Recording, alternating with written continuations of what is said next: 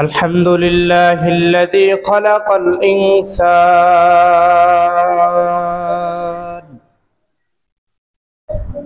وكرم وعلمه من البيان ما لم يعلم فسبحان الذي لا يحصى امتنانه باللسان ولا بالقلم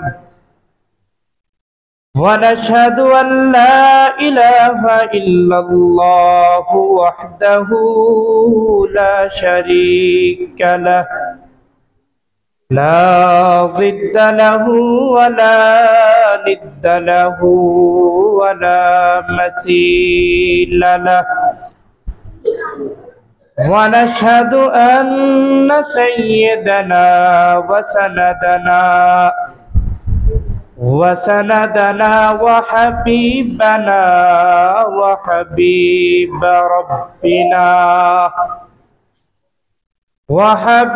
ربنا وطبيب قلوبنا ومولانا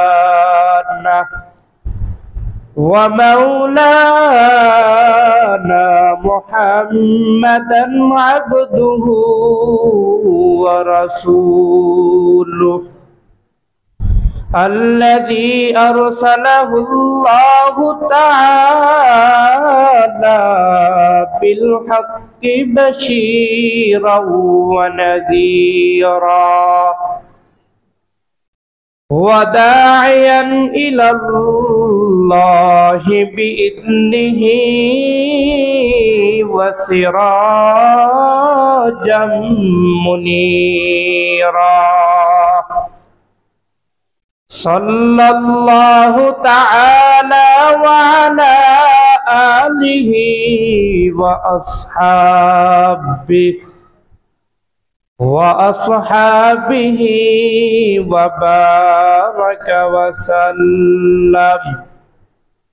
وبارك وسلم تسليما كثيرا وبعد فأعوذ بالله من الشيطان الرجيم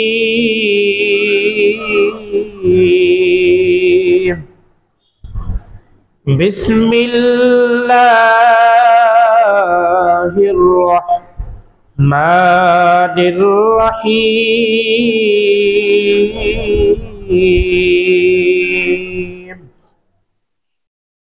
وكذلك أوحينا إليك روحا من أمرنا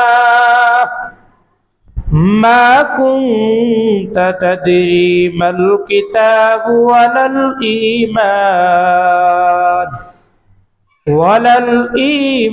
ولكن جعلناه قال النبي صلى الله عليه وآله وسلم إنما الأعمال بالنيات وإنما لامرئ ما نهى وقال النبي صلى الله عليه وآله وسلم صدق الله مولانا العظيم وصدق رسوله النبي الأمي الكريم ونحن على ذلك من الشاهدين والشاكرين والحمد لله رب العالمين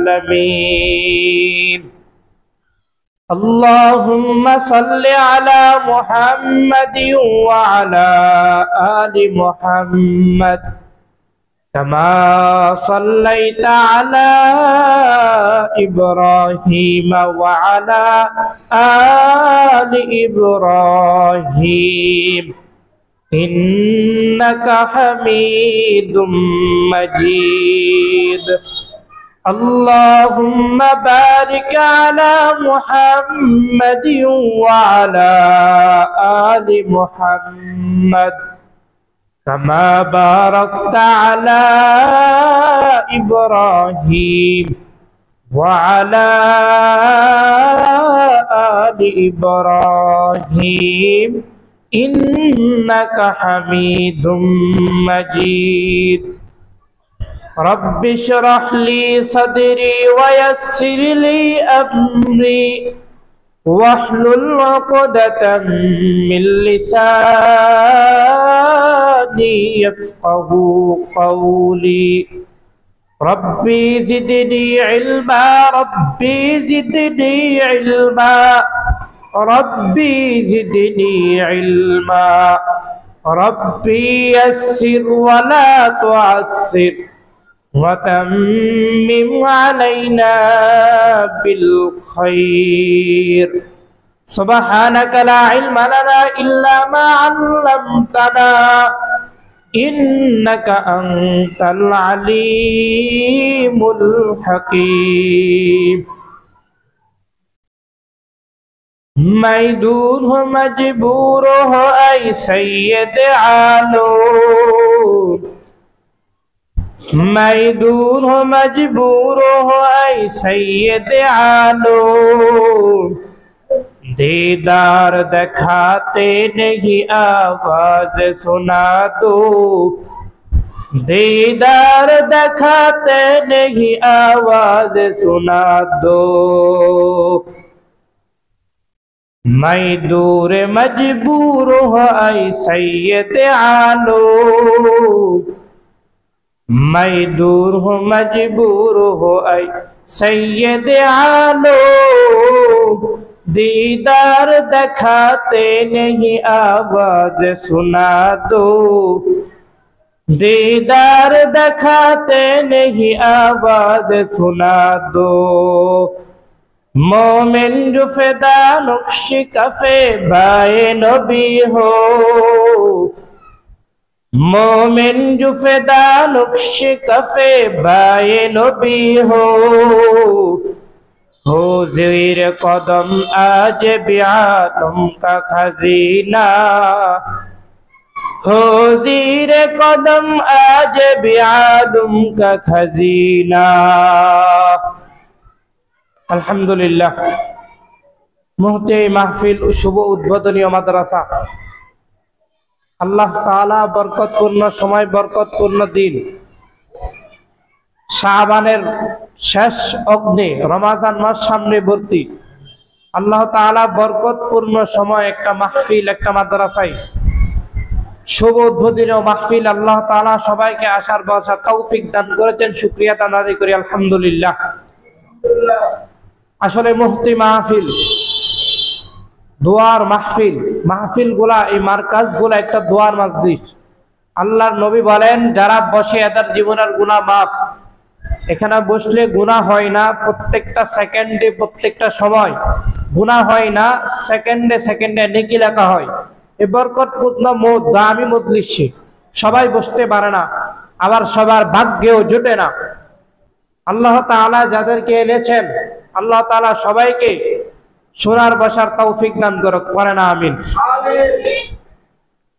আসলে দ্বীনি মার্কাজ হলো আল্লাহ তাআলার দেওয়া একটা নিয়ামত এই নিয়ামতে সবাই অংশগ্রহণ করতে পারে না এজন্য আমি বলবো এলাকাবাসী গ্রামবাসী যারা এদিক সেদিক ঘোরাফেরা করছেন কিছু সময়ের জন্য একটু আসেন নিজেকে পরিবর্তন করার জন্য দিলের রুহানি খোরাক নেওয়ার জন্য আজকের দিনের জন্য একটু আসেন বয়ান করবে ওলামায়ে কেরাম আসেন একটু শুনেন দিল পরিবর্তন করেন অন্তর পরিবর্তন করার একটা সিস্টেম তৈয়ার আপনি পাবেন আল্লাহ তাআলা যারা এখানে ওইখানে ঘোরাফেরা করছে সবাইকে আসার তৌফিক দান করুক পড়েন আমিন আসলে দ্বীনি মার্কাজ এই মাদ্রাসা এই এলাকার জন্য একটা রহমত এই এলাকায় মাদ্রাসা ছিল না আজ হয়েছে ইনশাআল্লাহ সামনে থেকে ইনশাআল্লাহ এখান থেকে কোরআনে হাফেজ বাইর হবে আল্লাহর দ্বীন প্রতিষ্ঠা করার জন্য আল্লাহর ওয়ালারা বের হবে মাদ্রাসা ওয়ালারা বের হবে এখান থেকেই তো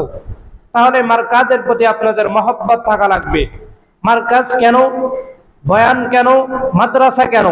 মাদ্রাসা হলো দ্বীনি প্রতিষ্ঠান, যেখানে আদবের একটা ফ্যাক্টরি, যেখানে কোরআন হাদিস শিক্ষা করা হয়।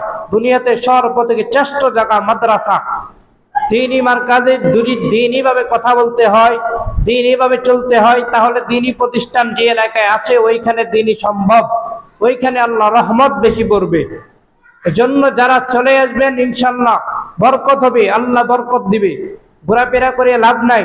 এই তো চায়ের আড্ডায় তো প্রত্যেক দিনেই বসেন, চা তো প্রত্যেক দিনে পান করেন, বাদাম সিগারেট এগুলো প্রত্যেক দিনে তো ধূমপান করেন। আসেন আজকে একটু গুনাহের থেকে হেফাজতের জন্য দামি জায়গায় দামি মজলিসে বসেন। এখানে কোরআন হাদিসের কথা হবে, নিজে শুনবেন, অন্যকে শোনার তৌফিক চেষ্টা করে দিবেন শোনার জন্য। এজন্য আমি সবাইকে বলবো দ্বীনি মজলিসে আপনারা আসেন, বয়ান শুনবেন ইনশাআল্লাহ। দ্বীনি শিক্ষা কি জিনিস?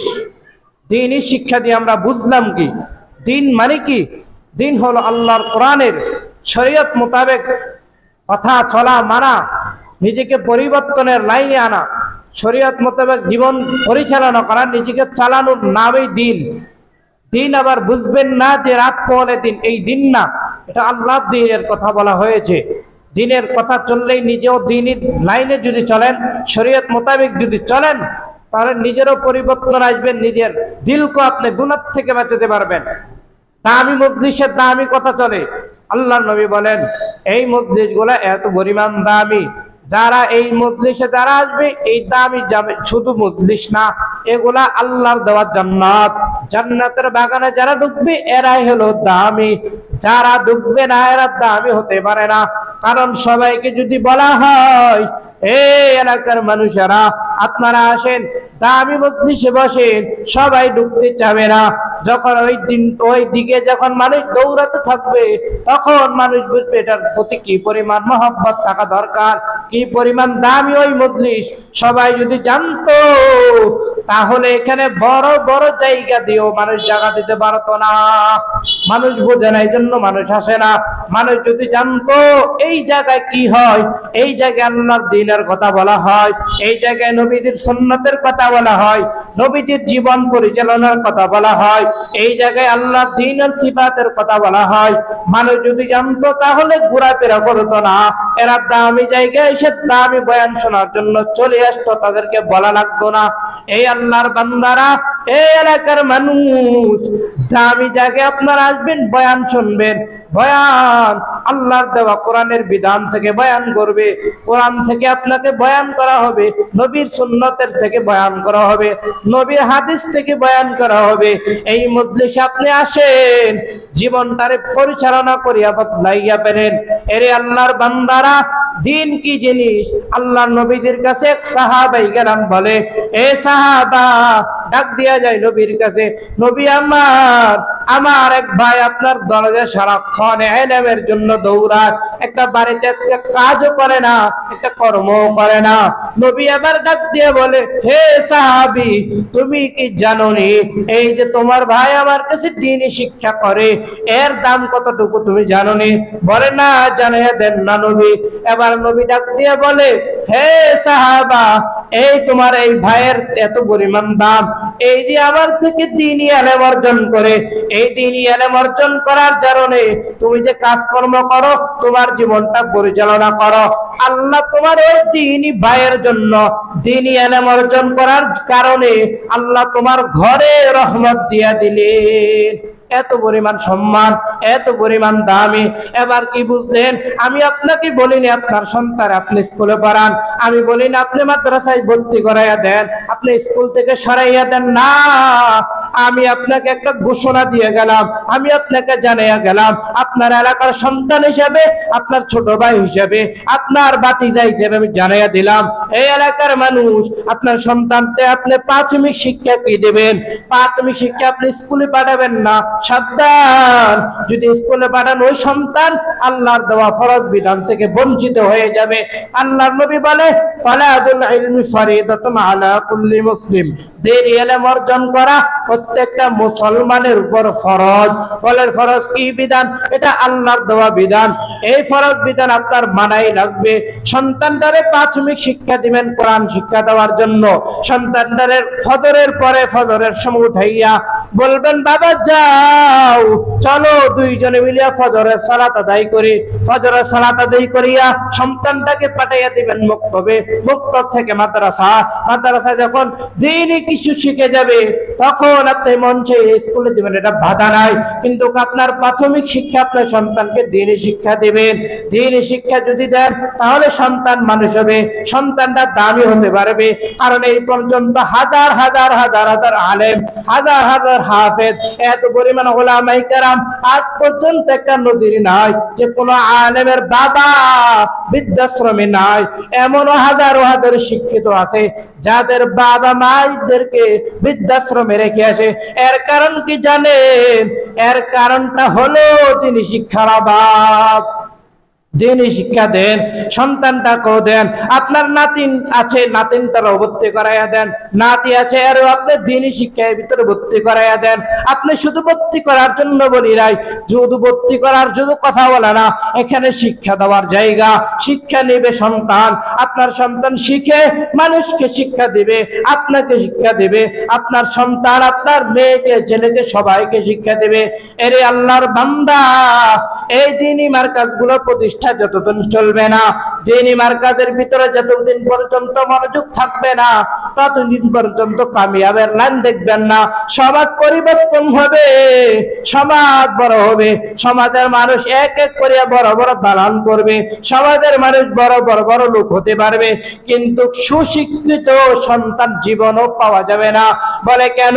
বলে সন্তানটা দ্বীনি শিক্ষা নাই, তার সন্তানটা কেন ভালো হবে বলেন?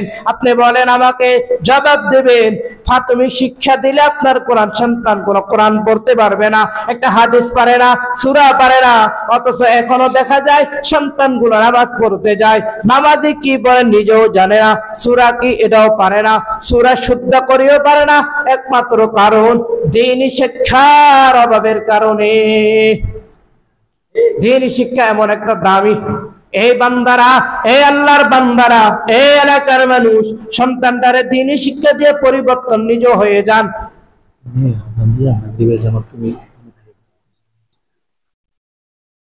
দ্বীনি শিক্ষা এমন একটা দামি, যে দ্বীনি শিক্ষা আপনি নিজে অর্জন করবেন, অন্যকে আপনি আহ্বান দিবেন, এ ভাই আমার সন্তানটা হাফেজ হয়েছে, হাফেজে কোরআন হয়েছে, আপনিও আসেন আপনার সন্তানটারও ভর্তি করাইয়া দেন।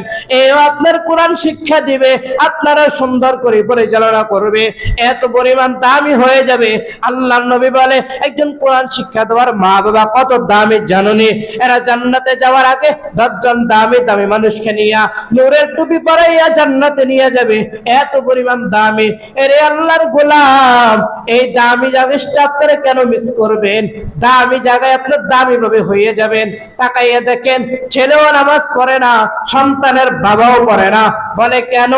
সন্তানের বাবার ভিতরে দ্বীনি শিক্ষা নাই, সন্তানের ভিতরে তো নাই। কিয়ামতের ময়দানে আল্লাহর নবী বলবেন, আল্লাহর নবী বলে, হাজার হাজার অসংখ্য সন্তানরা ডাক দিয়ে বলবে, রে আল্লাহ, আমার কোনো দোষ নাই, আমার বাবা আমারে মাদ্রাসায় দেয় নাই, আমার একটা সুন্দর নামও রাখে নাই, আমার নাম কি দিল? সুন্দর একটা নাম ইসলামিক ভাবে দিল না। বলে কেন দিতে পারলো না? সন্তানের বাবার দ্বীনি শিক্ষা নাই, সন্তানেরও নাই। এই জন্য সারা বছর পড়ালেখা করাইলো, বড় বড় ইউনিভার্সিটি পড়াইলো, অথচ কোরআন পড়া আজ পর্যন্ত কোরআনটা খুলে ধরতে পারে না। বলে কেমনে পড়বে?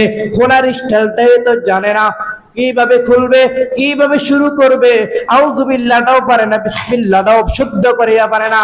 এদের মতো কুবল বোরা আল্লাহ ওই দিন বলবে, এ নাফরমান, আমি আল্লাহ তোরে দুনিয়াতে পাঠাইলাম কেন? তোরে পাঠাইলাম দ্বীনি শিক্ষা শিক্ষিত হওয়ার জন্য। তোমারে বলি না তুমি বাংলা ইংরেজি পড়ো, তোমার জন্য পাঠাই নাই। আমরা বলি না তোমরা পড়াইও না, হ্যাঁ পড়াও। সন্তানটার আগে প্রাথমিক শিক্ষা কোরআনটা শিক্ষা দিয়া দাও। সন্তানটার যদি দামি শিক্ষা দিতে পারেন, আপনার সমাজের জন্য কল্যাণ, আপনার ঘরের জন্য কল্যাণ, আপনার পরিবারের জন্য কল্যাণ। একজনের দেখা দেখা প্রত্যেকটা মানুষ ইসলামের জন্য মুখোমুখি হয়ে যাবে। মাদ্রাসায়, এই এলাকায় মাদ্রাসা ছিল না, মাদ্রাসার ছাত্র ছিল না, একজনের দেখা দেখায় কয়েকজন ভর্তি হয়ে গেল, দেখা দেখা এখন মাদ্রাসা হয়ে গেল। একমাত্র কারণ নবীর সুন্নাত বাস্তবায়ন যে বান্দা করবে, আল্লাহর নবীর বাস্তবায়ন যদি করতে চাও তাহলে দ্বীনি ইলম অর্জন করে নাও। দ্বীনি ইলম অর্জন করলে তোমার দিনটা পরিবর্তন, তোমার জীবনটা পরিবর্তন হয়ে যাবে, এলাকা সুন্দর হয়ে যাবে, সমাজ সুন্দর হয়ে যাবে। এরে আল্লাহর বান্দারা, উলামায়ে কেরামদের সাথে মহব্বত করেন। আপনার সন্তানটারে ভর্তি করাইতে পারলেন না, সন্তান বড় হয়ে গেছে, আগে বোঝেন না, এখন বুঝছেন, কিন্তু সন্তান বড় হয়ে গেছে, ভর্তি করাইতে পারলেন না, এখন কি করবেন?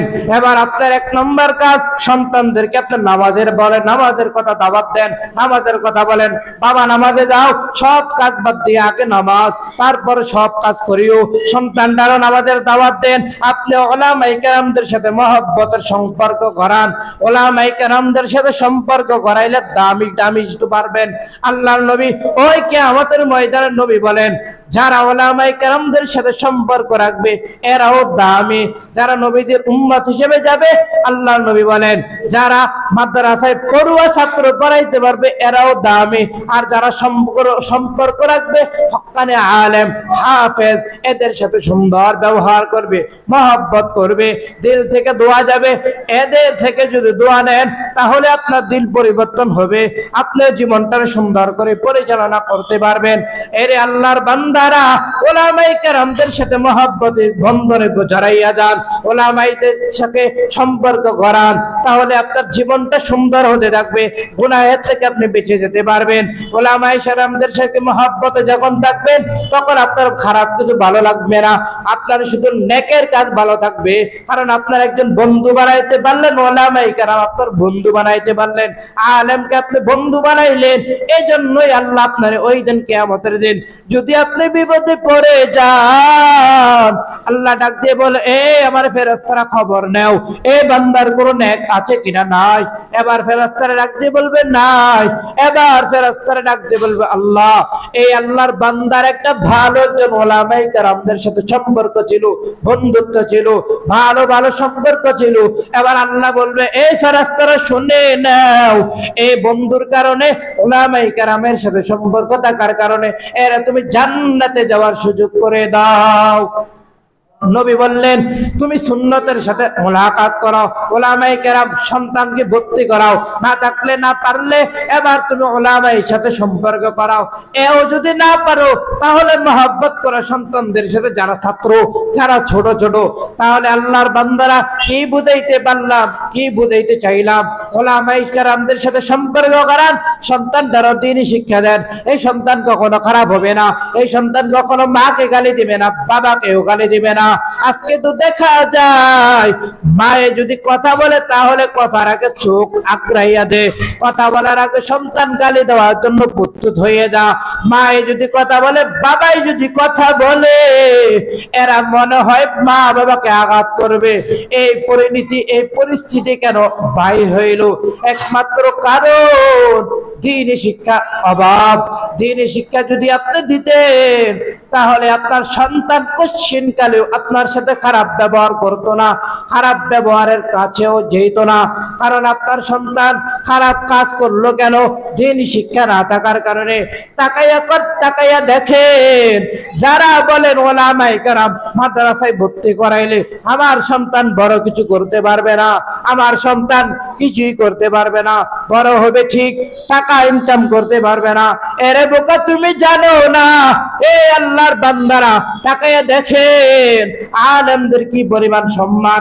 মাঝে মাঝে দেখবেন এত পরিমাণ মানুষের পিছনে মানুষ জামাত করে, ছোট্ট একটা হাফেজ কোরআন তেলাওয়াত করে মানুষকে জামাত করায়, হাজার হাজার বড় বড় মুসল্লিরা এরা দাঁড়ায় দাঁড়ায় নামাজ পড়ে। এর কারণ কি জানেন? কারণ হলো সে হাফেজ কোরআন। হাফেজ কোরআনের পিছনে সবাই দাঁড়াতে থাকবে, দাঁড়ানোর জন্য প্রস্তুত হয়ে যাবে, নামাজ পড়ার জন্য প্রস্তুত হয়ে যাবে। মাঝে মাঝে দেখবেন আপনার সন্তান যখন বয়ান করবে মিম্বরে বসিয়া, মুরব্বীরা বসে থাকবে, বয়ান শুনবে। কারণ কি জানেন? এর ভিতরে আল্লাহর কোরআন আছে, এর ভিতরে নবীর সুন্নাত থাকার কারণে এত পরিমাণ দামি। এর আল্লাহর বান্দারা, আপনি যে লাইনে থাকেন না কেন, আল্লাহ দ্বীনের প্রতিষ্ঠার জন্য আপনি দ্বীনি কাজে আপনি বরকত হয়ে যান, দ্বীনি লাইনে আপনি হয়ে যান, সময়টারে ব্যয় করে দেন। এই নবীর উম্মতেরা, এই আল্লাহর বান্দারা, নবী বলেন ইন্নামাল আমালু বিন্নিয়াত, নিয়তের উপর নির্ভর করো, নিয়তটারে খালেস করে নাও। সন্তান, অনেকের সন্তানে হয় না, আর আপনি সন্তান পাওয়ার পরেও আপনি সন্তানটারে কাজে লাগাইতে পারলেন না, দ্বীনি শিক্ষা দিতে পারলেন না, তাহলে বুঝে নেন আপনার থেকে কপাল ভরা জমিনের কেউ নাই। কারণ কি জানেননি? একমাত্র কারণ সন্তানদের দ্বীনি শিক্ষা দিতে পারলেন না। যদি দিতে পারলেন আজকে এত বস্তাতে হওয়া লাগতো না। আপনি এত বস্তান কেন? সন্তান বেয়াদবি করে কেন? একমাত্র কারণ দ্বীনি শিক্ষা দেওয়ার জন্য। এই জন্যই তো দ্বীনি প্রতিষ্ঠান, এই জন্যই তো মাদ্রাসা, জায়গায় জায়গায় মাদ্রাসা, প্রত্যেকটা এলাকায় এলাকা মাদ্রাসা। কেন? সন্তান ফ্যাক্টরি, আদৌ বলার একটা ফ্যাক্টরি, মানুষ গড়ার ফ্যাক্টরি হলো মাদ্রাসা, ঠিক কিনা? এই জন্য দ্বীনি শিক্ষা আপনি ভর্তি করান, মাদ্রাসায় ভর্তি করাইয়া সন্তানকে প্রাথমিক শিক্ষাটা দিয়ে দেন। প্রাথমিক শিক্ষা দিয়ে আপনি তারপরে স্কুলে ভর্তি করান, বাধা নাই। কিন্তু আপনি প্রাথমিক যখন কোরআন শিক্ষা দেওয়ার জন্য প্রস্তুত হয়ে যাবেন, তখন কোরআনটা মানুষের মতো মানুষ হবে, মানুষের সামনে দাঁড়াইয়া বলতে পারবে আমি একজন আদর্শ বাবার আদর্শ সন্তান, আমি একজন আল্লাহ ওয়ালাদের সহবতে আছি, আমি একজন মানুষ। তখন আর তার পিছে তাকানো লাগবে না, মাসলা মাসাইল সম্পর্কে সমস্যা হবে না। এই বান্দা শরীয়ত বুঝবে, মাসলা মাসাইল জানতে থাকবে। যখন অটোমেটিকলি আল্লাহর বান্দা সব কিছু শিখে যাবে, তখন আর তার নিয়ে টেনশন করা লাগবে না। এই সন্তান খারাপ পথে আর যাবে না, ভালো কাজে যাবে, 5 ওয়াক্ত নামাজ পড়বে, গুনাহের কাজ থেকে লিপ্ত থাকবে। এই আল্লাহর বান্দারা, গুনাহের কাজ থেকে আপনি হেফাজত থাকার জন্য দ্বীনি মজলিসে বসেন। গুনাহের কাজ থেকে যদি বসতে চান, খারাপ থেকে হেফাজত থাকতে চান, তাহলে দ্বীনি মজলিসে বসে যান। আল্লাহর দেওয়া প্রতিষ্ঠান, আল্লাহর দেওয়া দ্বীন, এই দ্বীনের উপরে যদি আপনি তাওয়াক্কুল থাকেন, শামিল থাকেন, তাহলে আপনার বরকত আপনার দিকে অটোমেটিকলি পড়বে। নবী বলেন, হে আমার উম্মতেরা, ভালো ভালো নিয়ত করো, সন্তানটারে ভালো একটা প্রতিষ্ঠানে ভর্তি করাও, সন্তানটাকে দ্বীনি শিক্ষা দিয়ে দাও, সন্তানটারে স্কুলে পড়াও, ঠিক আছে, কিন্তু এর আগে প্রাথমিক শিক্ষা কোরআন দিয়ে দাও। নবী বলেন, ওলামায়ে কেরামদের সাথে যারা সম্পর্ক রাখবে, এদের দাম ওলামায়ে কেরামের মতো বেড়ে যাবে, এরা ওলামায়ে কেরামের বন্ধু হয়ে যাবে, এরা আখিরাতে আর চিন্তা করা লাগবে না, এরা ওলামায়ে কেরামকে খুঁটি রেখে যখন চলবে, এরা টেনশন লাগবে না। এই আল্লাহর বান্দারা, নবী বলেন, যারা আমার নবীর উম্মত, এই উম্মতেরা ভালো করে শুনে নেন, নবীর উম্মত হলেই চলবে না, নবীর সুন্নতকে বাস্তবায়ন করতে হবে। নবীর সুন্নাত গুলো মেনে মেনে অটোমেটিক চলা লাগবে, নবীর সুন্নাত দাঁড়িগুলো মেনে চলতে হবে, নবীর আদর্শ নিজেকে বানাতে লাগবে। নিজের মতো চললে হবে না, নবীর আদর্শ মতো চলতে হবে। গুনাহের থেকে বাঁচার জন্য যদি চিন্তা করেন, তাহলে নবীর আদর্শে নিজেকে বাঁচাইয়া নেন, নবীর আদর্শে নিজেকে বাস্তবায়ন করেন, তাহলে আপনি খাঁটি নবীর উম্মত হতে পারবেন। আল্লাহর বান্দা, এক আল্লাহর বান্দা রাস্তা দিয়ে হেঁটে যায়। হাসান বসরি রাহমাতুল্লাহি আলাইহি একদিন রাস্তা দিয়ে হেঁটে যান, এক পাশে দিয়ে হঠাৎ করে এক পাশে এক যুবক আর যুবতী এক পাশে দিয়া হেসে হেসে তারা মেনমেন করিয়া যায়। আল্লাহর ওলি হেঁটে হেঁটে জিকির করিয়া নিচের দিকে তাকাইয়া তাকাইয়া যান। হঠাৎ করিয়া চিন্তা করলেন, তারা এক পাশে দিয়ে শয়তানি করে করে হাসাহাসি করে করে এক পাশে দিয়ে যান। আল্লাহর ওলি মনোযোগ দিয়া নিচের দিকে তাকাইয়া হাঁটা শুরু করে দিলেন। হঠাৎ করিয়া হযরতের আল্লাহওয়ালার পায়ে থেকে একটা ভয় লাগিয়ে লাগলো ওই মেয়েটার গালে গিয়া। তখন ওই মেয়েটার সাথে যেই যুবকটা দাঁড়ানো, ওর মেজাজ গরম হয়ে গেল। তখন হঠাৎ করে মেজাজ গরম হওয়ার কারণে ওই যুবকটা যাইয়া আল্লাহর ওলির গায়ে থাপ্পড় দিয়া দিল। আল্লাহর ওলির গায়ে থাপ্পড় দেওয়ার কারণে বুড়ো মানুষ মুরব্বি সাথে সাথে জমিনে পড়ে গেল। জমিনে পড়ে যাওয়ার সাথে সাথে তার সামনে আরো হেঁটে গেল। হেঁটে যাওয়ার পর হঠাৎ করিয়া যুবকটা পায়ে ব্যথা পাইয়া শুয়ে গেল, আর হাঁটতে পারে না। মেয়েটা আবার চিল্লানো শুরু করে দিল, আমার বন্ধু কি হয়েছে, সবাই কেউ আসেন, এরে বাঁচান। তৃতীয় নাম্বার ব্যক্তি এসে বলে, এ মা বলো এই সন্তানের কি হয়েছে। এবার ডাক দিয়ে বলে, এই সন্তানটা ভালোভাবেই তো আসতেছিল, হঠাৎ করে কি যেন হয়ে গেল, তার পায়ে ব্যথা শুরু হয়ে গেল। এবার বলে, কেন পায়ে ব্যথা শুরু হয়ে গেল, বলে জানি না। বলে এবার ডাক দিয়ে বলে, তৃতীয় নম্বর ব্যক্তি, এই সন্তান তাকাইয়া দেখ, ওই হুজুরকে চিনুনি? বলে না চিনি না। বলে এর সাথে কিছু হয়েছে কিনা? বলে হ্যাঁ হয়েছে। বলে কি হয়েছে? বলে আমি আসার সময় আমার বান্ধবীর গালে একটা ময়লা লেগেছে, আমি একটা চর মেরে দিলাম। এবার বলে সাবধান, যাও যাও যাও যাও, ওলামাই কেরামের বেদবি করবি না, এটা একজন আল্লাহওয়ালা, এটা আমগো দেশের বড় হুজুর, যাও তাড়াতাড়ি গিয়া ক্ষমা চাও। এবার যুবক হাঁটতে পারে না, ওই মেয়েটার ওই আল্লাহর বান্দা টেনে টেনে টেনে টেনে ওই আল্লাহর দোকানার সামনে নিয়ে গেলেন। আল্লাহর ওলির সামনে গিয়া বলে, ও আল্লাহর ওলি, আমারে ক্ষমা করে দেন, আমি বুঝতে পারি নাই, আমাকে আপনি ক্ষমা করে দেন। এবার আল্লাহ ওলি ডাক দিয়ে বলে, যুবক তুই যখন আমার থাপড় দিলি, চর দিলি, কেন দিলি? একমাত্র কারণ তোর প্রতি মহব্বত ছিল, ওটা মেয়েটার কারণে, এই জন্য চর মেরে দিলি। আমিও তো একজন আল্লাহর আশিক, আমিও তো একজনকে ভালোবাসি, একজনকে মহব্বত করি, আমিও তো আমার আল্লাহর বড় আশিক।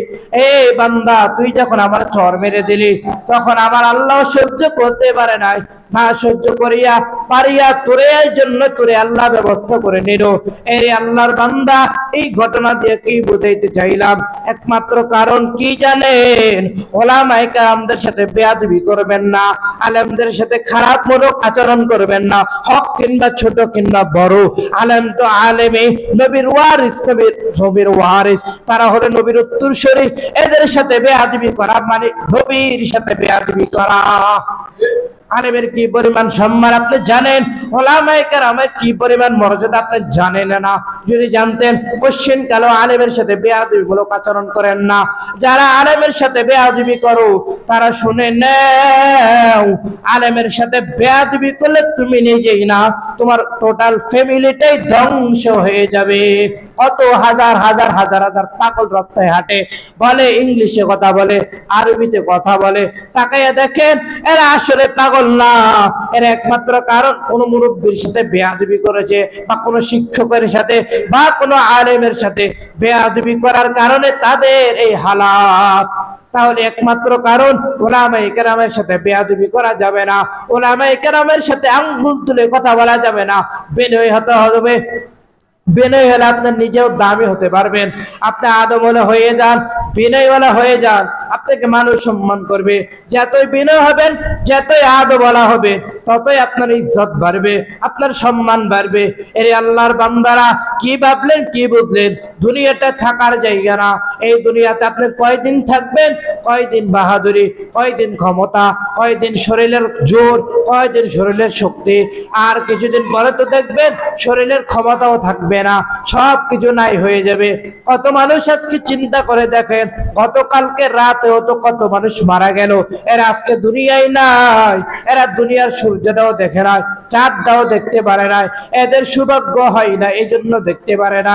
এরে আল্লাহর বান্দারা, কবরের চিন্তা করেন, মরা আপনাকে একদিন লাগবেই। আপনি যতই কিছু করেন না কেন, আপনি একদিন মরা লাগবে, আপনার একদিন নিঃশ্বাস বন্ধ হয়ে যাবে। আপনি দুনিয়াতে থাকার জন্য আসেন নাই, দুনিয়াতে থাকতে পারবেন না, দুনিয়াতে আপনাকে থাকার জন্য কেউ পাঠায় নাই।